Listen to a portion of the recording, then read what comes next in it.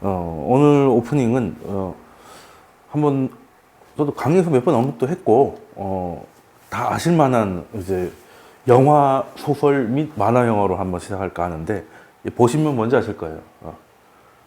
이게 뭡니까? 예, 오즈 마우스죠. 근데 이게 단순히 그냥 뭐 만화 저는 이제 어릴 때 이제 만화로 봤고 소설도 있고 한데 영화로도 굉장히 지금 그 좋은 영화로 자주 꼽히는 건데 이 배경이 뭔지는 아시죠? 예전에 들으신 분들은 이 캐릭터들하고 제가 뭐 오지마 붙어가지고 한 1시간 떠들었던 기억이 나는데 이게 어떻게 보면 이제 풍자극이라고 하죠. 시제 상황을 가지고 하는 건데 이제 여기 캐릭터가 여기 주인공이 미국의 이제 주류 뭐 이제 시스템 뭐 이런 거라고 보시면 되고 그리고 이게 허수아비가 남부의 농민들 그리고 이제 뭔지 느낌 오시죠? 북동부의 이제 노동자들 그리고 겁이 많은 화자는 또 누구겠습니까? 정치인이에요. 근데 화자인데 겁이 많다. 딱 정치인 같지 않습니까? 뭐 그렇게 된 건데 그래서 오즈라는 게 뭡니까? 오즈가 원래는 1원수, 2원수 들어보셨을 거예요. 외국에 이제 가면 이제 컵을 우리는 이제 뭐 500ml, 1리터, 리터를 많이 쓰는데 거기는 이제 뭐 큰 건 갤런이라고 하고 보통은 이제 오즈를 그 온수라고 하잖아요. 1원수, 2원수 이렇게 하는데 이게 아시다시피 금하고 은을 재는 금 1원수, 2원수 하는 그거예요. 그러니까 이제 새로운 세계로 간다는 거예요. 그러니까 오즈는 어떤 나라일까요?예요. 그게 그 나라가 금본위제로 가는 미국을 얘기하는 거고 여기 가는 길이 노란색이죠. 은본위를 버리고 금본위로 간다는 뜻이에요. 네. 그러니까 이게 시대적 배경이 한 컷에 다 나오는 겁니다. 네. 이 얘기를 또 갑자기 꺼내는 이유가 우리가 지금 무슨 주의에 산다 그럽니까? 네, 자본주의죠. 근데 자본주의라고 하면 이제 기본 룰이란 게 있을 거 아니에요. 네, 기본 룰. 그러니까 자본주의가 뭐냐 하면 약간 이렇게 좀 당황스럽긴 하죠. 근데 자본주의에서 이제 통용되는 거는 이제 화폐가 통용되잖아요. 그죠? 근데 거기에 대한 룰을 얘기하는 건데요. 예전에는 뭐 우리 뭐 금본위가 있었고 뭐 이런 거 다 아실 겁니다. 근데 그 전에는 은본위제였어요. 은본위제. 예전에 뭐 청나라 이럴 때는 다 사극에 보면 뇌물을 막 은덩이로 주고 하는 거 기억나실 거예요. 그때는 이제 은이 돈이었으니까. 근데 그러다가 은이 너무 이제 많이 생산되고 하다 보니 이제 금으로 넘어갔었는데 그래서 우리는 그냥 금본위제부터 배우는 거예요. 근데 금본위제가 뭐예요? 금본위제가 뭡니까? 그러니까 예를 들어서 한 국가가 금 1톤을 갖고 있으면 거기에 해당하는 만큼만 화폐를 찍어낼 수 있는 거죠. 어려운 말로 태환 화폐라고 그래요. 태환은 이제 바꿔준다는 거예요. 그러니까 쉽게 말해서 금 보관증이라는 거고. 그러니까 골드 스탠다드. 요건 뭐 어렵지 않잖아요. 그래서 뭐 금융위기 터졌을 때는 뭐 금본위제로 돌아가자는 이런 얘기도 있었습니다. 이런 얘기도 있었는데 그러면 금본위제가 지금은 아니라는 건 뭐 다 상식적으로 아실 거예요. 지금은 무슨 제도라고 합니까? 간단하게 역사를 보면 뭐 1800년 초반, 뭐 1700년 후반 때쯤에 웬만한 나라들은 금본위를 포기합니다. 왜냐하면 그때도 뭐 GDP 성장률 같은 게 있었을 거 아니에요? 근데 그 나라가 성장을 하려면 돈이 그만큼 늘어야 되잖아요. 근데 금이 생산이 안 되면 경제가 늘어날 수가 없잖아요. 한계가 있는 거예요. 그래서 이제 그걸 포기하고 나중에 이제 2차 대전 뭐 이렇게 가면서 이제 정리가 된 게 뭐예요? 그냥 세계 어딜 가든 금본위제인데 그 베이스는 똑같은데 화폐를 달러로 쓴다는 거예요. 이해되시죠? 네, 들어오시면 됩니다. 아니. 네, 편하신 나누시면 돼요. 그래서 금본위제인데 바꾸는 태환 화폐를 달러로 통일한 게 이제 그 유명한 브레튼-우즈 체제예요. 브레튼-우즈 체제를 한 줄로 얘기하라 그러면 35달러를 세계 어디를 가지고 가던 금 1원수랑 바꿔준다는 겁니다. 그때도 당연히 환율이란 게 없죠. 그죠? 자, 그런데 그러면 달러라는 건 국제 화폐가 되긴 했으나 금본위제에서는 그대로 파생되어 있는 거잖아요. 그럼 이 한계는 여전하겠죠. 금이 생산되지 않으면 GDP 성장을 할 수 없고, 물론 예전에 20이었다가 35로 늘려가지고 양적 완화가 있었다는 거 말씀은 해드렸어요. 그건 뭐 알고 가시면 되고. 그러면 지금은 이제 브로트누드 체제는 아니죠. 브로트누드 체제가 71년 닉슨 쇼크로 깨지잖아요. 더 이상 미국이 달러를 가지고 와도 금이랑 바꿔주지 않겠다고 선언했으니까. 자, 그러면 지금 무슨 제도라고 합니까? 지금 통화 제도를. 신용화폐인데 이걸 보고 관리통화제도라고 해요. 관리통. 지금 현재는 전 세계가 관리통화제도라는 게, 관리한다는 게 뭡니까? 중앙은행이 관리한다는 뜻이에요. 쉽게 말해서. 그러니까 중앙은행이 금리를 올렸다 내렸다가, 뭐 돈을 풀었다가 쪼였다가. 그래서 관리를 각각 알아서 관리를 하는데, 국제간 거래에서는 당연히 이제 달러가 이제 많이 쓰이는 거죠. 근데 이렇게 교과서에 나와 있어요. 근데 현실이 정말 이러냐? 각 국가들이 정말로 독립적으로 자기 화폐들을 관리하고 있느냐? 그건 아닌 것 같잖아요.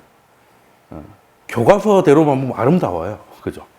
우리나라도 경기가 나쁘면 중앙은행이 돈을 좀 풀어가지고 경기 부양도 하고, 그죠? 뭐 미국이 올리든 내리든 간에, 그죠? 중국도 보세요. 요즘 경기 안 좋아지고 있잖아요. 그래서 미국이 뭐라고 하든, 뭐 파월이 뭐 미쳐서 올리겠다 하고 하든, 뭐 위안을 막 풀어가지고 올리겠다. 할 수는 있지만 과연 독립적으로 할 수 있나? 아니죠. 그래서 교과서는 그렇게 얘기를 하는데 저는 이거를 달러 보니제라고 해요. 달러 보니제. 지금 전 세계는 금 보니제와 달러 보니제로 넘어온 겁니다. 이걸 어떻게, 왜 그렇게까지 설명을 하느냐? 너무 간단한 거예요. 특히 기축통화를 갖고 있지 않는 나라. 근데 사실 기축통화 국가들도, 달러도 기축통화고, 엔화도 기축통화면 일본은 외환 보유가 필요가 없겠네? 그죠? 일본 중앙은행에서 엔을 풀어가지고, 어디를 가도 거기서는 바로 외환시장에서 달러로 익스체인지가 돼서 이제 거래를 할 수 있는데, 일본은 외환 보유가 있을까요, 없을까요? 졸라 많아요. 우리보다 훨씬 많습니다. 중국은 뭐 위안화가 기축이 아니니까 그런다 치지만, 영국도 파운드잖아요? 파운드도 뭐 예전 느낌은 아니지만 어쨌든 기축통화예요. 그죠? 달러 이전이 기축이었잖아요. 그럼 영국 외환 보유가 필요 없나? 영국도 많아요. 영국 많습니다. 그러니 엄밀히 얘기하면 달러 보니제라는 거는 세상에서는 웬만한 국가들이 할 수 있는 영역이 뭐냐면 외환 보유를 얼마나 갖고 있느냐로 결정되는 거예요. 자, 우리나라가 외환 보유고가 지금 한 4천억 달러 정도 있다 그러는데 세계 한 7위 정도 돼요. 꽤 많이 모았죠. 근데 우리나라가 왜 이렇게 많이 모아야 되냐? 근데 사람들이 그냥 뉴스에서는 그런 얘기 합니다. 수출해가지고 이제 많이 버니까 그건 맞긴 맞아요. 수출해서 달러가 우르르 들어오면 달러 가치가 떨어지고 우리가 이제 환율이 움직이니 이제 그거를 이제 중앙은행이나 정부가 사가지고 외환보유고로 쌓아놓는 거거든요. 그게 이제 외평채니 이런 게 있는데 우리나라는 당연히 일단 수출입 할 때 얘네들이 뭘 믿고 거래를 하냐 이거예요. 지금 카타르가 우리 문 대통령이 만나가지고 LNG선 40개를 주문하겠다 이렇게 하잖아요. LNG선이 만약에 진짜 큰 거는 한 척이 1조짜리도 있거든요. 근데 그런 거를 거래할 때 한국에 뭘 믿고 하냐는 거죠. 우리도 마찬가지지만 서로 우리가 카타르를 뭘 믿고 배를 만들 것이며 그리고 카타르는 뭘 믿고 계약금을 줄 것이냐. 금본위제는 금을 보여주면 되잖아. 그죠? 근데 달러 본위제니까 우리나라 왜 안 보이고 이만큼 있어. 막말로 거기 부도나면 이거 꺼내서 막아줄게. 예전에 금하고 똑같은 역할이죠. 외환보유고가 지금 이제 결국 이제 달러 본위제를 만드는 건데 특히 우리 같은 신흥국 국가들, 신흥국 국가라고 하면 정확히 얘기하면 국제 통화를 가지고 있지 않은 수출 중심의 개발도상국이잖아요. 그런 데서는 신용이 없잖아요. 얘 뭘 믿어요? 우리나라 베트남 우리 지금 좋아하고 있지만 막말로 어떻게 되면 또 순식간에 어떻게 될지 모르는 게 베트남이잖아요. 베트남하고 큰 거래를 할 때 얘를 뭘 믿어야 됩니까? 사람 보고 해야 되나요? 외환 보유고 보고 하는 거예요. 만약에 그 베트남의 A 업체로 우리가 큰 계약을 했어요. 거기가 부도가 나서 디폴트를 선언할 것 같아요. 그러면 어떻게 되겠습니까?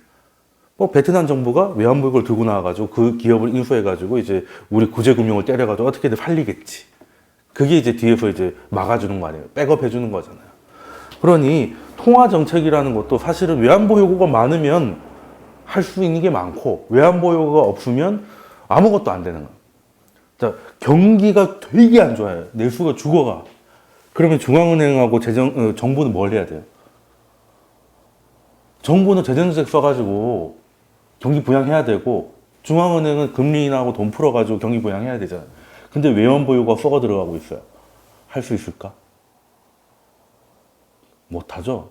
이제 고간이 털리는 게 눈에 보이니까 이 나라의 화폐는 쓰레기가 되잖아요. 휴지 조각이 되잖아요. 그러면 엄청난 인플레이션이 올 거 아닙니까? 다 죽는 거예요. 자, 베네수엘라 보십시오. 공식 발표로, 통계청 공식 발표로 1년 물가 상승률이 10만 %입니다. 10만 %. 우리나라 작년에 얼마인지 아십니까? 1.4%예요. 그러니까 물가가 10만 배 빨리 오른다고 보시면 됩니다. 이게 살 수가 없는 거죠. 자, 그렇게 되는 거라서, 지금 전 세계의 그 국제 간의 금융을 이해하려면 첫 번째 핵심이 뭐냐면 지금은 달러 본위제라는 걸 알아야 된다는 거예요. 자, 그래서 달러 본위제 증거들이 나옵니다. 다 이 나라들 전부 다 지금 다 달러를 외환 보유고로 가지고 있는 거예요. 여기 우리나라도 있죠. 400빌리언 달러, 우리는 한 4천억 원 가까이 가지고 있고, 일본 보십시오. 우리하고 공이 하나 더 붙었네요, 그죠? 일본은 애완데도 뭐 중국은 뭐 말할 것도 없죠. 중국 짱이죠. 네, 중국 짱입니다. 그리고 뭐 싱가포르, 홍콩이 우리보다 많아요. 왜 홍콩이 뭐 수출입하는 게 뭐가 있다고 이렇게 많이 있어야 돼요? 홍콩 잘 사는데. 홍콩에서 골드만삭스 본사가 홍콩에 있잖아요. 그걸 믿고 거래하려면 여기에 달러가 많아야지. 기본 아니겠습니까? 그리고 뭐 하다못해 필리핀, 타일랜드, 태국도 좀 있죠. 왜? 수출입하는 나라들이 조금 많은 경향이 있어요. 타일랜드는 태국인 거 아실 텐데, 우리가 쓰는 것 중에 타일랜드가 제일 많은 게 니콘 카메라랑 외장하드. 남자들이 뭐 이제 많이 쓰는 것들이죠. 얘네들 없으면 외장하드 뒤지기 비싸가지고 야동도 못 받아요. 중요한 나라입니다. 그래서 동남아에서는 그나마 무역 흑자를 계속 열심히 하는, 그래서 규모에 비해서 또 싱가포르도 꽤 많이 가지고 있고, 그리고 이제 브라질도 우리랑 얼추 비슷하죠. 경제 규모도 비슷하니까. 근데 이제 유럽 같은 경우는 뭐 스페인, 포르투갈 이런 데는 일단 한번 망해가지고 돈이 없어요. 돈이 없어가지고 모로코랑 비슷합니다. 골치 아프죠. 모로코는 왜 이렇게 많을까? 돈 많은 부자들이 여기로 다 피난 오니까 이제 달러가 쌓여가지고 좀 쌓아놨습니다. 그리고 영국도 만만치 않고, 그리고 가만 보면 유로존 아닌 국가들이 좀 있죠. 유로 아니니까 자기들은, 노르웨이 이런 데는 유로 안 쓰잖아요. 스웨덴이나 이런 데는. 그래서 좀 쌓아놔야 되고. 러시아가 우리보다 조금 작습니다. 근데 러시아가 파는 건 기름이라서 뭐 크게, 그러니까 이것들은 가만 보면 사우디아라비아도 만만치 않죠. 이스라엘도 꽤 돈 많이 모았네. 예. 여러 가지. 웬만한 나라 다 있습니다. 여기 없는 나라들은 이제 사람 사는 나라가 아니라고 보면 되죠. 재밌는 건 미국의 외환보유고도 있습니다. 미국 여기 있는 거 보이시죠, 이게? 왜 있는지 모르겠어요. 미국도 외환보유고가 있긴 있습니다. 우리의 10분의 1 수준으로. 캐나다도 있어요. 캐나다는 우리 친구 아이가 이래가지고 이제 별로 안 쌓아놓는 것 같아. 그런데 이제 셋 중에 제일 가난한 멕시코 제일 많이 쌓아놨네요. 그게, 그래서 지금 외환보유고의 규모가 그 나라의 입지를 결정하기 때문에, 한마디로 전 세계 간단하게 이해하면 금본위 시절의 금보유량이라고 보면 돼요. 네, 되죠. 그래서, 근데 이게 뭐가 그렇게 중요합니까? 라고 하는데, 투자할 때 있어서 이거보다 중요한 게 별로 없습니다. 이게 재밌는 게, 이게 앞에 기호가 똑같잖아요. 외환보유고를 다 달러로 가지고 있다는 거지 않습니까? 그죠? 그러면 달러가 강해지는 거 하는 거하고 약해지는 거는 지구가 왼쪽으로 돌았다 오른쪽으로 돌았다는 수준이라는 거예요. 이해되십니까? 자, 보세요. 우리나라가 한 400빌리언 달러가 있어요. 근데 달러가 약해져. 그러면 우리나라에서는 뭐가 돼? 수출해가지고 번 돈 가지고 달러를 사기가 좋죠. 달러가 싸졌으니까. 그럼 외환보유고가 더 늘어날 여지가 생기고, 그러면 뭐 하다못해 금리 인하를 하든지 돈을 풀든지 해서 뭔가를 할 수 있는 게 생기죠. 400이었다가 500이 되면 100이 늘었잖아요. 한 25% 는 거 아니야. 그러면 우리가 갖고 있는 부가 늘었잖아요. 그러면 우리나라 정부가 할 수 있는 게 많아진다고요. 근데 달러가 강해져. 달러가 강해지면 어떤 일이 벌어집니까? 있는 달러 털어가지고 막아야 되지. 환율이 1,500원, 뭐, 그럴 일 없겠죠. 1,500원, 2,000원 가요. 뭐, 수출 기업들은 좋을지 모르겠지만, 뭐, 내수 박살이요. 기름값 2,300원 막 이렇게 나오면 죽는다고 할 거 아니겠습니까? 그럼 어떻게 해야 돼요? 외환보유고 털어가지고 달러 풀어야지. 그럼 외환보유가 점점 줄어들잖아요. 그럼 이 나라가 할 수 있는 건 점점 줄어들 거 아니에요. 그리고 이 나라에 대한 신뢰도 점점 줄어들고 아무것도 못해요. 달러 강해지면, 그래서 신흥국은 달러 강해지면 그냥 추운 날에 그냥 빤스만 입고 나가는 거랑 똑같아요. 근데 날이 좋으면 속옷만 입고 나가도 좋죠. 근데 날이 추워지면 이제 얼어 뒤진다는 거지.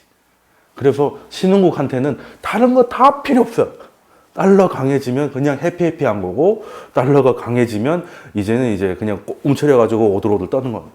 근데 마냥 약해질 수는 없으니까 좋았다 나빴다를 반복하는데, 좋았을 때 열심히 모아놨다가 안 됐을 때 어떻게든 방어를 하고. 왜? 봄, 여름, 가을, 겨울이잖아요. 그죠? 겨울 나야지. 달러가 계속 약해지다가 뭐 20얼마까지 떨어지면 어떻게 되겠어? 이놈의 달러는 이제 썩어 없어질 것 같으니까 유로로 바꿉시다. 이런 얘기 나올 거잖아요. 그러니까 이렇게 계절이, 날이 좀 풀렸다가 얼었다가 풀렸다가 얼었다가, 근데 그 주기가 한 90개월 정도 걸린다고 했어요. 그 계절이 있기 때문에. 그러면 이제, 그리고 외환보유고라는 것도 무조건 100% 달러로만 갖고 있는 건 아니에요. 대부분 70%가 달러라는 거지. 거기에 유로화도 있고 엔화도 있고 심지어 금도 있습니다. 근데 주식시장에서 제일 중요한 게, 지난 강의에서 뭐라고 했어? 그냥 결국은 이거다. 유동성이거든. 쉽게 말해서 시장에 돈이 풀리면 주가는 올라가게 돼 있다는 건데, 돈을 푸는 주체 중에 대마왕들이 중앙은행이고, 그 중에 연준, ECB, 그리고 일본 중앙은행, 영란은행 뭐 이렇게 나올 거 아니겠습니까? 근데 이게 외환보유고를 대부분 달러로 갖고 있기 때문에, 이게 미국은 달러가 강해져 버리면 어떤 일이 벌어지냐면, 지금 작년에 연준은 가만히 있었죠. 재작년에 연준 가만히 있었죠. 긴축도 짜달리 한 건 없고, 그냥 금리 인상 조금 한 수준이었는데 더 이상 돈을 풀진 않았죠. 그때 일본하고 유럽은행은 돈을 풀었어요. 그래서 10%를 풀어서 전 세계 유동성이 늘어났는데, 10% 늘어났는데 달러가 예를 들어 15% 강해졌어. 그럼 전 세계 유동성은 달러 환산으로 하니까 마이너스 5로 줄어드는 거지. 이해되십니까? 모든 건 달러 베이스이기 때문에. 그 증거가, 자, 세계 중앙은행 자산과 신흥국 증시거든요. 초록색이 그겁니다. 초록색이 위로 올라가면 그거 주요 선진은행들이 돈을 푼 겁니다. 그리고 하늘색 보면 거의 뭐 같이 움직이죠. 쉽게 말해서 연준, ECB, 일본 이런 데서 돈 풀면 우리는 가고, 돈 쪼으면 우린 뒤진다. 너무 심플하잖아요. 근데 3대 중앙은행이면 연준 빼고는 달러가 아니잖아요. 이해되십니까? 달러가 약해지면 얘네들은 더 많이 푼 게 되죠. 똑같이 풀었는데. 자, 일본하고 유럽이 5%를 더 풀었어요. 근데 달러가 5% 약해졌어. 그럼 얘네들은 10% 푼 거지. 이해되십니까? 환율 그때 달러로 환산하니까. 근데 5% 풀었는데 5% 강해지면 또이죠. 그러니까 이게 같이 움직인다는 거예요. 이렇게 중앙은행에서 자산을 늘린다는 말이 어려운데요. 그게 뭐겠습니까? 자산이라고 했어요. 자산. 현금 늘리는 게 아니고, 시장에 나와 있는 채권을 사서 자산을 늘렸고, 시장한테는 현금을 준 거 아니겠어요? 그러니까 유동성이 공급된 거 아니겠어요? 그러니까 자산이 늘어나면, 거꾸로 이해하신 분들, 자산 늘어나면 돈이 늘어난 줄 알고 시중에 돈이 중앙은행에 들어갔다고 생각해요. 그 완전 거꾸로 생각하신 거예요. 현금 잔고는 따로 봅니다. 그리고 중앙은행에서는 그 뭐 설날에 뭐 새돈 뭐 이런 공급 제외하고는 본원 통화가 중앙은행하고 움직일 일은 거의 없어요. 그래서 자산이 늘어나면 유동성이 공급된 거고, 이거를 달러 베이스로 환산을 하면 우리 같은 신흥국 지수하고 거의 맞아떨어지더라. 그러니까 방향은 다 맞출 수 있다는 거죠. 이게 내려가다가 올라가면 이때 사면 되고, 그죠? 이게 꺾이면 팔면 되고, 이것만 잘 해도 돈 버는 건 어렵지 않다. 왜? 이거는 너무나 확실하게 보이고요. 그리고 최근에 보면 또 이렇게 되고 있습니다. 지금 이게 다시, 이게 역환산이에요. 역환산이라서, 달러로 환산한 거라서 최근 모습은 또 여기에 또 줄어드니까 같이 떨어졌다가 좀 이제 줄어든 게 올라가니까 다시 회복되는 모습을 보이고 있는 거 아니겠습니까? 그래서 이게 신흥국은 어쩔 수가 없어요. 신흥국이 달러 본위제에 산다는 건 외환보유고를 보유하고 있다는 것 자체가 그냥 달러 본위제에 들어와 있다고 보면 됩니다. 그래서 제가 늘 중국이 미국이 만든 틀 안에 들어왔다는 얘기를 하잖아요. 그게 이거예요. 그 어떤 국가보다 외환보유고를 많이 쌓고 있다는 거는 달러 본위제 안에 중국이 들어와 있다는 겁니다. 근데 그렇게 되면 좋죠. 왜? 다 이걸 하고 있으니까 여기서 수출하고 하면 돈 벌기는 좋죠. 근데 원죄가 뭐겠습니까? 달러가 강해지면 대책이 없다. 는 게 문제다는 건데, 그래서 이 또 주요 선진은행에서 제가 미리 설명드린 거, 이거는 이제 역책인데요. 달러가 강해지면 이거는 이제 뒤집어 놓은 겁니다. 여기 보시면 위쪽이 마이너스죠. 달러가 강해지면 유럽이나 일본이 돈을 풀어도 결과적으로 돈이 줄어드는 효과니까. 그래서 첫 번째, 세계 주요 중앙은행들이 돈을 푸는지, 조우는지가 제일 중요하고, 그거를 달러 인덱스로 환산을 해야 된다는 거예요. 그러면 그게 진짜 푼 건지, 더 푼 건지가 결정이 나는 건데, 여기 보시면 거의 똑같이 움직입니다. 예. 근데 이게 똑같이라는 게 뒤집어서 한 거기 때문에 달러가 강해지면 중앙은행의 유동성은 오히려 시장에서 흡수됐다라고 보시는 거예요. 그래서 제가 제일 먼저 봐야 될 게 달러 인덱스라고 여러 번 말씀드리는 겁니다. 그래서 지금 결국에는 뭐 여러 가지 경제 분석 모델이 있어요. 뭐 고용, 기업, 뭐 블라블라가 있는데 그걸 다 공부할 수 없잖아요. 우리는 그냥 경제학 박사가 되는 게 아니라, 현명한 투자자가 되고 싶다면 제일 처음에 해야 될 게, 자, 로직을 딱 보세요. 연준에서 통화 정책을 결정합니다. 그럼 그 통화 정책 때문에 달러의 가치가 위로든 아래든 결정되겠죠. 그러면 세계 중앙은행의 대차대조표, 즉 이제 돈을 풀었는지 줄였는지가 이제 결정이 되는 것이고, 그 결과로 유동성이 늘어났는지 줄어든지 결정이 되고, 그게 결국엔 신흥국 경기와 연결돼 있고, 그 말은 신흥국 주식하고도 연결돼 있다. 이게 딱딱딱, 이게 1번입니다. 글로벌 금융시장을 이해하는데 이게 핵심이에요. 그래서 거시를 볼 때는 가장 이것부터 봐야 돼서, 그래서 제가 제 강의를 들으면 정말 자주 보이는 얼굴들이 대부분 연준 사람들이잖아요. 자, 그러면 지금의 이제 파월이 이제 말을 바꿨습니다. 이제 더 이상 금리 인상은 한동안 안 할 것 같이 얘기를 했어요. 자, 그러면 이제 해피합니까? 물론 계속 올려가지고 망하는 것보다 낫지만, 지금 이제 키는 뭐겠어요? 자, 예전에는 양적 완화란 걸 했죠. 근데 지금은 양적 긴축을 합니다. 예, 양적 긴축이 뭔지는 아시죠? 예. 예전에 양적 완화를 해가지고 많이 샀던 채권이 만기가 돌아오면 원래는 다 재투자를 하는데 일부분은 재투자하지 않고 롤링을 해서 그 부분에 한해서는 시장에서 연준으로 돈이 들어가는 거예요. 그래서 연준의 자산을 줄이는 겁니다. 양적 완화로 자산이 늘어났잖아요. 시장에 채권을 샀으니까 그걸 조금씩 줄이는 겁니다. 그걸 조금씩 줄이는 건데, 문제는 금리 인상이나 특히 이제 그 중립금리 이런 얘기 나오잖아요. 중립금리가 어디냐, 중립금리를 넘어갔니 말았니는 연구가 꽤 많이 됐어요. 왜? 기준금리에 대한 연구는 엄청나게 오래 진행이 됐기 때문에. 그래서 기준금리는 상단이 어디라고 보시면 된다고요? 미국 10년물 장기채 금리를 보면 아 이번 사이클에서는 저기까지 가는구나라고 대충 가는 보시면 됩니다. 그래서 지금 미국 장기채 금리가 거의 기준금리 상단하고 비슷하잖아요.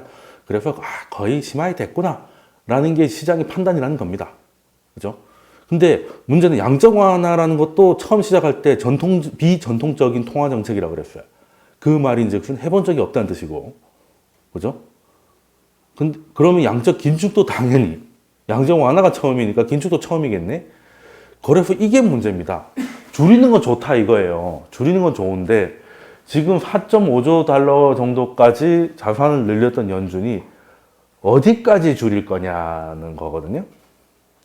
그거에 대한 거는 연준도 몰라요. 저 처음 해봐가지고. 연준도 모르고 시장도 모르고 아무도 몰라. 그래서 파월이 그 인사청문회를 하잖아요. 이 정도 이제 지위가 되면. 그때 이제 물어보니까 정말 많이 하면 1.5조 달러까지 줄일 수 있고 보통 한 3조까지 생각을 한다. 근데 그거 되게 넓게 잡은 거잖아요. 1.5에서 3조 되게 큰 돈인데 원래 금융위기 이전에 8천억 달러 수준이었는데 줄이긴 해야 되는데 자기도 잘 모르겠다는 거죠. 근데 지금 3점 후반대에 와 있습니다. 근데 3.5조 수준에서 멈출 것 같은 분위기예요.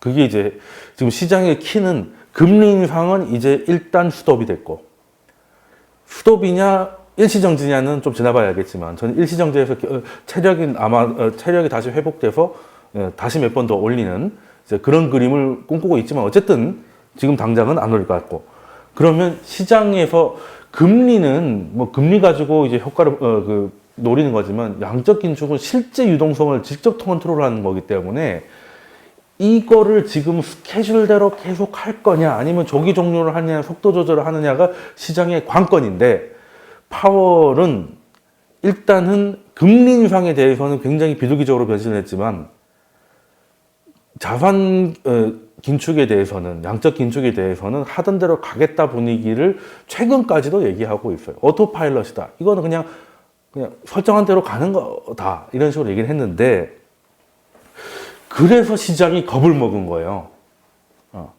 12월 FOMC가 금리 인상까지는 이해했는데 그 이후로도 시장이 조금 공포를 본 거는 금리도 올렸는데 자산 긴축도 계속 갈 것 같이 얘기를 했으니까.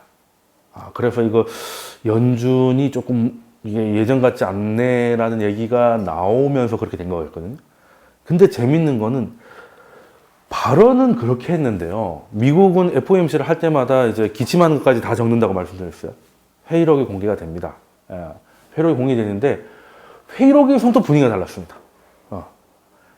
그러니까 거기서 무슨 얘기가 나왔냐면 그 연준 안에서도 자산 축소 전담 팀이 있을 거 아니에요. 거기서 이제 의장한테 보고를 합니다. 해보니까 이렇고 저렇고 했는데 결론은 쉽게 말씀드리는 건 이게 좀 빡치다. 그래서 이걸 조기 종료를 하긴 해야겠는데 어떻게 하면 좋을지 뭐 몇 가지 방법이 있으니 생각해 봐 달라라고 보고서가 올라왔어요. 그러니까 파월은 뭔 소리냐 그냥 가는 대로 간다라고 언론에서 기자회견에서 그 얘기를 하는 바람에 이제 빠졌는데 실제 회의에서는 자산 긴축 조기 종료에 대한 이야기가 꽤 많이 나왔고 꽤 구체적으로 나왔다는 거라는 게 또 그거가 일단 어떻게 되냐면 연준이 굉장히 중요하다 보니까 언론 중에서 월스트리트 저널 아실 거예요. 거기가 이제 왜 유명하냐면 연준의 빨대가 많습니다. 쉽게 말해서. 그래서 연준의 대변인이다 하는데 그걸 가지고 이제 월스트리트 저널이 보도가 나왔어요. 자산 긴축 조기 종료할 것이다. 안에서 그런 얘기 파다했다. 라는 건데요. 일단은 오늘 밤에 또 FOMC 하죠. 딱 시기인데 오늘 밤에 하고 이틀 동안 하는데 그때 자산 긴축 조기 종료 얘기가 나오면 미국은 지금 떨어졌다가 절반 돌린 상황이죠. 그 더 갈 전고점까지도 한번 생각해 볼 만한 게 아닌가 이런 건데 저도 물론 하루 이틀만 지나면 결과 나올 거라서 지금은 굳이 말 안 하는 게 좋을 수도 있는데 저는 어떻게 생각하냐면 일단 조기 종료 가능성이 높다고 봅니다. 조기 종료한다고 해서 다음 달부터 그만두는 건 아니겠지만 원래 스케줄보다는 빨리 끝낼 것이다. 왜냐하면 이때부터 약간 머리 깨지는 얘기가 나오는데요. 이게 여러분들이 그 투자를 할 때 제일 중요한 게 연준이고요. 그럼 연준은 뭐 하는 데입니까? 예. 연준이 뭐 그 FOC 하고 이런 데가 아니잖아요. 통화정책하는 중앙은행이잖아요. 그럼 통화정책에 대한 최소한의 이해가 있어야 저 말이 무슨 말인지 똥인지 된장인지 알아들을 수 있잖아요. 그래서 이제 좀 머리 아파도 좀 들어야 될 게 있는데 우리는 기준금리 하면 딱 1.75 땅땅땅 하죠. 근데 미국은 뭐라고 합니까? 지금 미국 기준금리 얼마예요? 상단 2.5, 하단 2.25잖아요. 상하단이 있어요. 우리하고는 좀 다르면 이게 양적 완화 이후에 나온 건데 자, 여러분이 이제 생각을 해보세요. 미국은 첫 번째 대전제 미국은 엄청나게 자유로운 시장에 엄청나게 많은 사람들이 들어왔어요. 그 말은 중국처럼 그 이제 관에서 하기가 힘들다는 거예요. 그래서 양적 완화로 돈이 엄청 뿌렸습니다. 돈을 엄청 뿌려놨어요. 근데 금리를 올리면 시장에 돈이 넘쳐나는데 금리를 올렸어. 그러면 중앙은행 연준의 걱정이 뭐겠습니까? 올렸는데 안 올라가면 어떡해? 이해되십니까? 자, 미국에는 선물 시장이라고 해요. FF가 뭐냐면 이제 연준의 기준금리를 선물은 뭔지 아시죠? 미리 거래하는 거. 연준의 그래서 금리를 미리 거래하는 FF 시장에는 굉장히 큰 시장이 있어요. 그러니까 지금은 2.25인데 예를 들어서 나중에 3%가 될 것 같으면 미리 그걸 가지고 가격에 녹여가지고 거래를 한단 말이에요. 그렇기 때문에 여기에다가 중앙은행이 엄청나게 돈을 많이 뿌려놨어. 그러면 채권 사겠다는 사람들이 엄청날 거 아니에요. 그죠? 그래서 금리 올린다는 건 채권 가격을 그만큼 떨어뜨려야 되는데 살려는 돈이 너무 많으니까 공급되는 채권보다 안 올라갈 수 있잖아요. 그럼 연준 바보 되는 거 아니에요? 내가 제로 금리였다가 제로일 때 제로인 건 상관없어요. 근데 0.25로 올렸는데 안 올라가면 그게 되게 뻥지는 일이잖아요. 중앙은행 다 필요 없어지는 일이잖아요.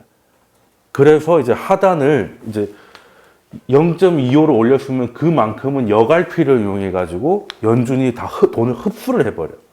채권 사겠다는 시장에 사람들이 채권 사려고 와 있잖아요. 야, 차라리 내가 0.25 줄 테니까 나한테 줘. 라고 돈을 받아버립니다. 나중에 줄게 하고. 그래서 0.25만큼 줘요. 그러면 채권 사러 간 사람이 지금 채권을 사도 0.25를 주고 RP도 0.25니까 뭐 그냥 여기다 맡기는 거죠. 그리고 연준 FF 시장에 회원사가 아니면 살 수 없는데 그것도 열어줬어요. 아무나 돈만 갖고 오면 내가 이제 여갈피를 하면 0.25에 이자를 주겠다. 그럼 0.25를 싹 빨아들이니까 그 하단은 지켜지겠죠. 요거 이해되십니까?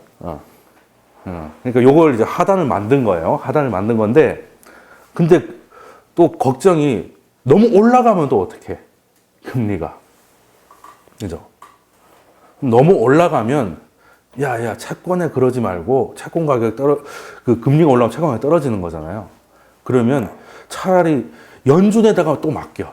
그러면 내가 원래 지준이라는 게 있습니다. 지급 준비. 리버스라고 하죠.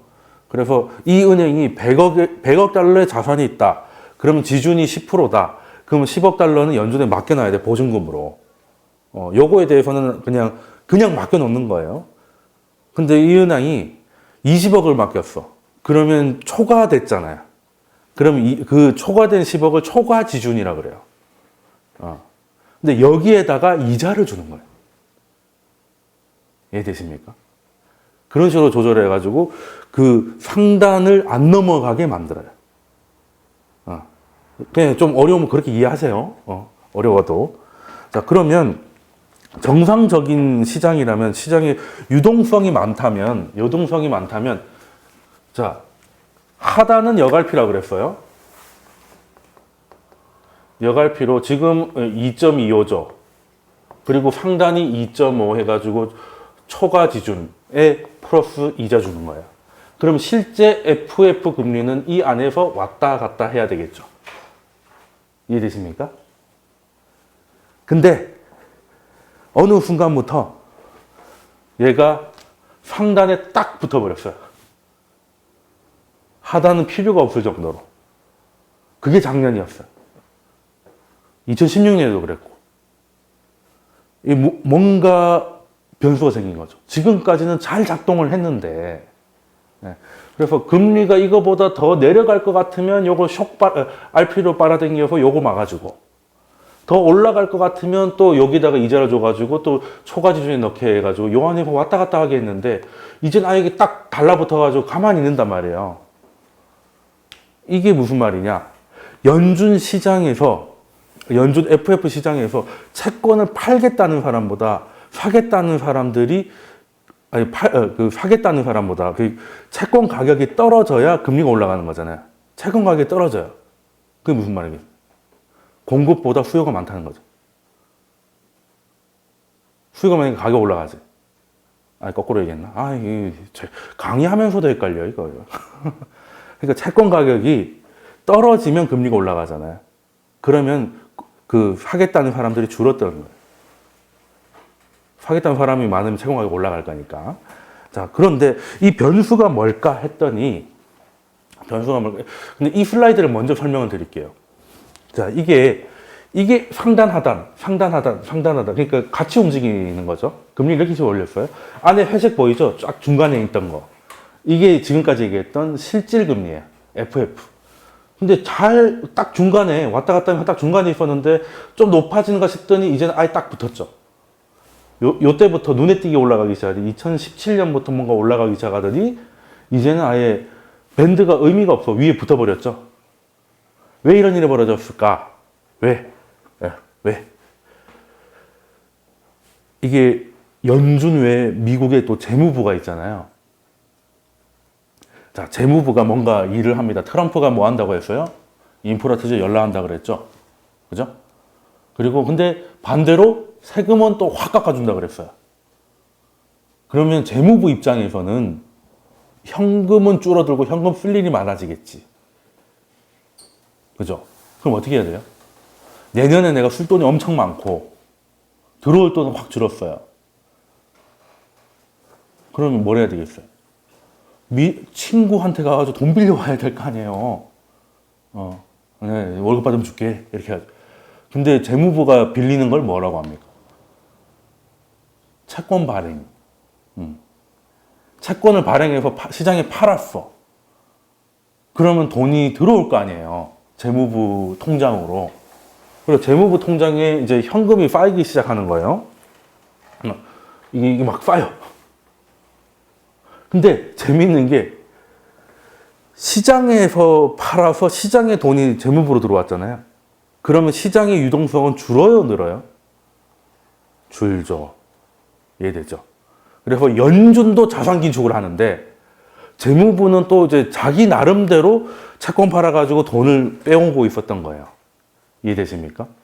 그러니까 연준 자산이 내려가는 것보다 본원 통화가 더 빨리 내려갔어요. 그러니까 달러가 귀해지는 거죠? 달러가 귀해지면 달러는 강해지죠? 달러가 강해지면 우리는 어떻게 된다고? 굉장히 힘들다. 그게 딱 2018년의 그림이에요. 2017년 좋았잖아. 그죠? 달러 본원 통화 공급이 늘어났으니까. 어떻게 이렇게 쉬울까? 지금 와서 보니까. 그죠?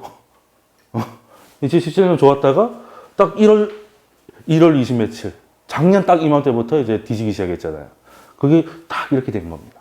근데 거기에는 트럼프, 그러니까 물론 오바마 때도 있었습니다.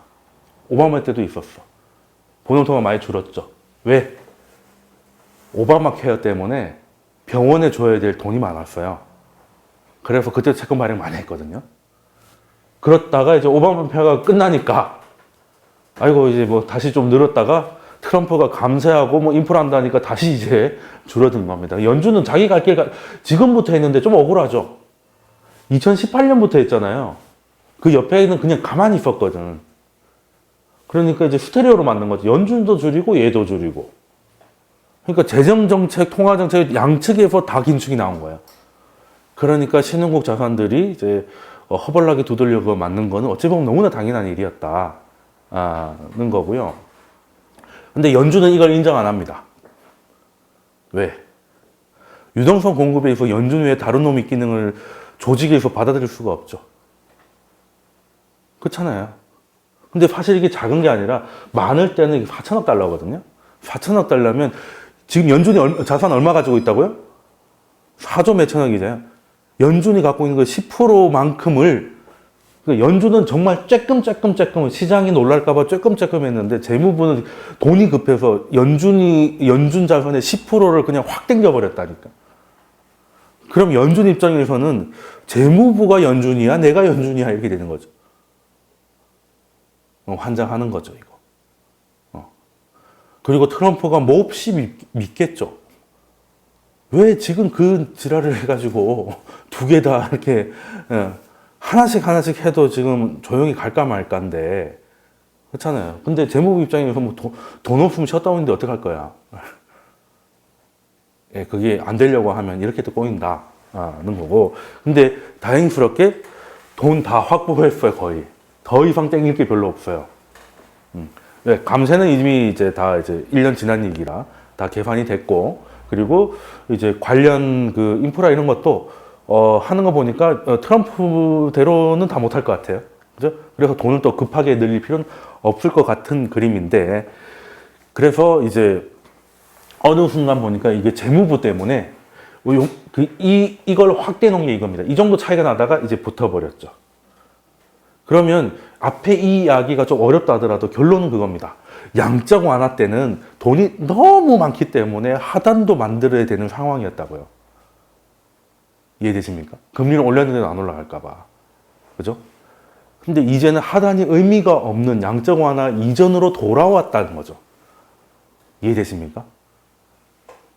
그냥 기준금리, 상단이 기준금리야, 그냥, 이제.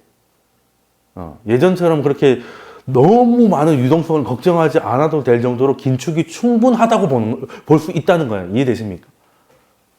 금리를 올렸는데 얘가 오히려 아래로 내려가고 있으면 어떻게 돼요? 시장의 유동성이 끝내준다는 거잖아요. 너무 많다는 거잖아요. 그럼 긴축을 더 해야지. 이해되십니까? 근데 상단에 딱 왔으면, 상단에 붙어버렸으면 긴축할 만큼 했다고 판단할 수밖에 없을 것이다. 라는 거예요. 이해되십니까? 근데 이제 진짜 딱 붙은 게 이번에 붙었어요. 이번에 붙어가지고, 여기 보시면 아시겠지만, 2019년 딱 작년 말쯤에 붙었습니다. 12월 금리 올리니까 딱, 그때부터 딱 이게 위에 초록색이 안 보이기 시작하죠. 초과지중부리가 없죠. 이제는 이 말은 양적 완화의 시대에서, 포스트 양적 완화 시대로 넘어간다는 겁니다. 그럼 연준은 뭘 해야 됩니까? 지금까지의 걱정은 미국이 왜 이렇게 금리를 올리고 자산 축소를 하려고 그래요?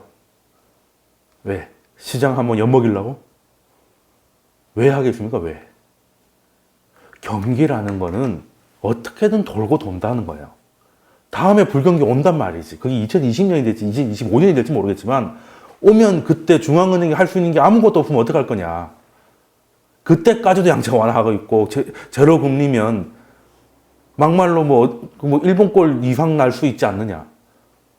재정 정책은 특히 미국은 걱정해야 되는 게 뭐냐면 재정 정책을 더 할 때 신용 등급이 떨어지거나 이렇게 여러 가지 문제가 발생했잖아요. 그래서 예전처럼 그래 빡세게 못 한단 말이에요. 그래서 3차 양적 완화는 기한을 목표제로 바꿨다고 제가 지난 강의 때 설명드렸어요. 그런데 통화 정책이 정말 해야 될 일이 많은데 지금 어영부영 하다가 지금 올릴까 말까 눈치 보다가 시기를 놓쳤는데 침체가 오면 그때는 이제 약발이 안 되는 거예요. 왜? 애기들이 요즘에 독감 같은 게 많이 걸려요. 그래서 근데 항생제를 좀 써야 될 정도로 좀 심한 아기들은 항생제를 좀 써야 되는데 일단 쓰면 근데 쓰고 싶지 않잖아요. 애기들한테 항생제 쓰고 싶지 않잖아. 그래서 기침이 좀 멈추면 또 약을 먹이다가 안 먹여요. 근데 그러면 안 돼. 먹이면 끝까지 먹여야 됩니다. 왜? 인플루엔자 완전히 박멸이 되지 않으면 금방 살아나고 그 앞에 항생제에다 내성이 생겨요. 그래서 더 독한 약을 써야 된단 말이지. 그러니까 다음에 쓸 약을 만들어 놔야 돼요.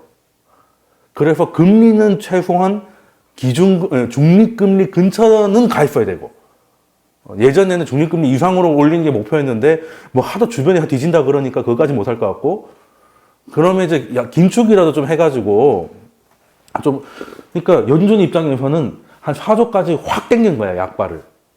그러니까 슬슬 살아나잖아요. 자, 그러면 한 2조 정도, 아니면 3조, 2조 후반 정도까지 좀 줄여놨다가 다음에 기절하면 다시 4조로 올리면 이런 식으로 좀 카드를 아끼고 싶은데, 요거 조금 줄였다고 이제 중리산이 하다가 이제 미국도 위험해졌잖아요. 외국 뒤지는 거야 뭐 하루 이틀 일도 아니고. 그러니까 연준도 이제 뭐 고마할 때가 된 것 같다 거죠. 고마할 때가 된 것 같고, 그러면 이게 양적 완화 이후 10년 동안 바뀐 게 뭐가 있냐? 금리도 한 레벨 내려왔죠. 옛날에는 뭐 중립이 한 6% 가까이 됐었는데, 지금은 이제 뭐 끽해봐야 3이고, 뭐 보통 2% 후반대 보고 있고요. 그리고 그때 연준 자산이 8천억 달러였는데, 지금 이 분위기로 빨리 끝나면 거의 4조 달러에서 그냥 멈춰 있는, 그래서 전 세계 유동성은 그냥 인젝션이 된 상태에서 다시 돌아가기 시작한. 그리고 그 돈들이 연준이 생각보다 회수를 못 해가지고 많이 투영된 돈들이 호경기를 만나가지고 돌기 시작하면 자산 가격이나 이런 것들이 또 다른 랠리가 올 가능성이 굉장히 크다. 근데 그걸 많이들 걱정해요. 왜? 그렇게 되면 어떻게 되겠어요? 주식 오르고 부동산 오르면 서민들이 힘들다는 얘기 나올 거고, 그러면 또 뭐 정치 파퓰리스트들이 나와가지고 그냥 재벌 때려잡자 뭐 이런 것들이 나와서 이제 정치적인 혼란이 올까봐 그거를 저도 두려워하고, 레이 달리오도 레이 서머스나 그런 사람들이 다 걱정하는 거예요. 그러니까 지금 좀 올려놔야 된다는 거예요. 그리고 자산 가격 너무 올라가는 거 일단 잡아야 된다고 한 거지. 근데 잡았다가 진짜 죽을 것 같으니, 진짜 잡을 것 같으니 이거 고마하자.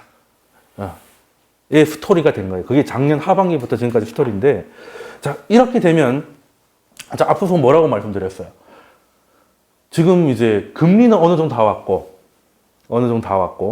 이제 자산 긴축이 문제고, 그리고 재무부에서 자꾸 현금 빼가는 게, 채권 발행해서 현금 흡수하는 게 문제였는데, 얘는 이제 거의 끝났고요.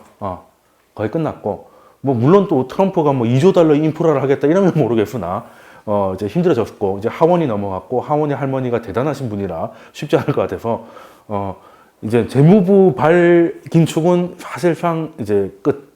사실상 끝. 그리고 연준마저도, 근데 시장은 재무부는 일시적으로 보고,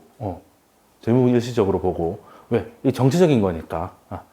근데 문제는 연준은 오토파일럿으로 스케줄대로 가는 건데, 이거에 시장이 관심이 걸려 있으니까 연준은 아니 저 재무부 때문인 것도 있는데라고 말을 못 해. 그럼 자존심 상하는 거잖아. 그럼 연준이 그걸 못 봐가지고 자산 긴축을 그때 때마침 같이 시작했냐라는 것도 조금 좀 그렇고, 그리고 통화 정책이 있어가지고 연준 외에 다른 주체를 인정하기도 너무 자존심 상하는 거잖아.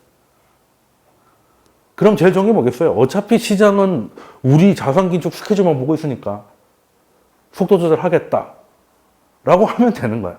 그냥 재무부는 지 할 일하고 지가 뭘 했는지 모르고 넘어가면 그만이에요. 연준도 그냥 굳이 얘기 안 하면 몰라요. 이런 거는 이게 재무부 현금 잔고라는 거 혹시 들어보신 적이 언론에 거의 없습니다. 미국 언론에도 그렇게 많이 안 나와요. 연준이 의도적으로 생각하는 부분이거든요. 네. 이 또 큰 조직에 일하시는 분들이면 또 경찰하고 검찰하고 또 이게 싸움이 있고 하듯이 이것도 조직 이기주의라고 해야 되나? 그런 게 좀 있거든요.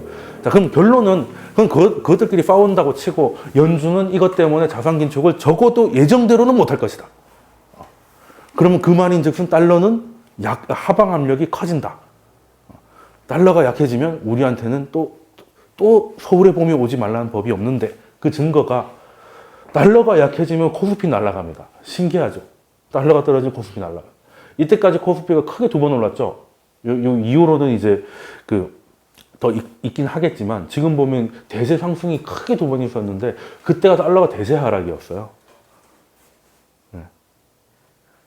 왜? 달러가 약해지니까 달러가 약해진다는 말은 뭐예요? 미국에 있던 달러가 외국으로 나갔다는 거예요. 그죠? 그 말은 수출이 잘 된다는 거고, 그러면 우리한테 달러가 쌓이면 그건 외환보유고가 되죠. 그럼 외환보유고가 쌓이기 때문에 우리나라 크레딧이 더 올라가고 여러 가지 옵션들이 커지는 겁니다. 이걸 보고 이제 물 들어오니까 노를 저은 거죠. 근데 작년은 개썰물이었다는 거죠. 개썰물이었다. 근데 올해는 이제 작년 같은 썰물은 아닐 것 같다는 거죠. 그래서 만약에 이렇게 되면 서울 부동산도 반등할 가능성이 있다고 봅니다. 지금 뭐 언론에 보면 또 떨어진다고 조화들을 하고 있죠. 조화들 하는 건지 뭔지 모르겠으나, 근데 달러가 약해지면 다시 뜁니다. 두고 보세요. 두고 보십시오. 지방이 죽었지 다시 서울은 뜹니다. 왜? 서울 부동산은 우리나라 수출 경제와 연관이 있다고 그랬죠. 네. 달러가 약해지면 수출이 잘 된다는 결정적인 증거고, 거기에다가 하다못해 미국하고 중국이 뭔가 해결 모습을 찾아가면, 다시 우리나라가 너무 쩔어 있다가 돌아오면 부동산도 뭐 다시 뛰지 말라는 법이 없죠. 뭐 그렇게 됩니다. 네, 그렇게 돼서 서울 집값을 잡으려면 수출 기업들을 다 조지면 됩니다. 그럼 돼요. 그리고 다 죽는 거지 뭐. 뭐 어쩌겠습니까. 그러니까 제가 늘 말씀드리잖아요. 서울 주요 지역의 부동산 값 가지고 제발 우리나라 부동산 정책 잡지 마라. 그 동네는 다른 동네라고 봐야 돼. 그죠? 아니, 대기업 맞벌이들이 사는 동네를 기준으로 해가지고 하면 서민이 뭐 되겠습니까? 그게 안 되는 거고. 그래서, 자, 그러면 달러가 약해지고 뭐 확 약해졌다고 보긴 어려운데 조금 내려왔어요. 뭐 97 넘어가니 마니 하다가 95 후반까지 조금, 정말 꾸물꾸물 조금씩 내려오고 있습니다. 그래도 올라가면 뒤지는데 천천히라도 내려오는 게 어디, 이것만 해도 감지덕지인데, 그래서 저만이 생각하겠습니까? 저만이 생각하겠어요? 아니죠. 세계 그 천재들이 많잖아요. 헤지펀드 매니저들, 이런 사람들. 그래서 투자하는 때 승률을 투자의 100%는 없죠. 근데 확률을 높이는 건데, 확률을 높이는 첫 번째 방법이 연준이 무슨 짓 하는지 첫 번째 봐야 되고요. 아니, 미국에는 저 같은 사람은 패드 와처라고 해요. 연준만 쳐다본다고. 그런 장르가 있어요. 이 펀드는 패드 와처로 갑니다. 연준이 돈 풀면 뛰어들고요. 돈 뺀다고 하면 다 팔아버립니다. 뭐 이런 거거든요. 네.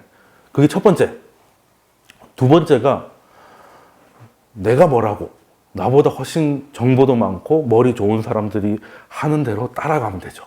그러면 투자자는, 제가 오늘 결론 이것저것 참 많이 했는데 딴 거 없습니다. 달러가 강해지느냐 약해지느냐를 어떻게 민첩하게 움직여야 된다. 달러의 방향이 모든 걸 결정한다. 특히 투자에 있어서도.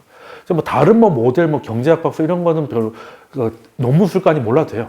투자하실 거면, 특히 우리나라 같은 신흥국에서 투자하실 거면 첫 번째 달러가 어디로 가고 있는지, 그리고 절대값이 어느 수준인지 파악을 해야 되고, 그래서 대대손을 쭉 잘 살려면 이제 패드 캐슬로 들어오셔라. 연준 캐슬로 들어와가지고 여기 보면 이제 연준 의원들의 포트폴리오 이런 거 있잖아요. 그 사람의 성향 이런 것들 다 파악해가면서 공부하시는 게 차라리 인터넷에 돌아다니는 이상한 테마주 이런 거 공부하는 것보다 100배 나올 수 있다. 라고 말씀드리고 오늘 강의 여기까지 합니다. 고생들 하셨습니다.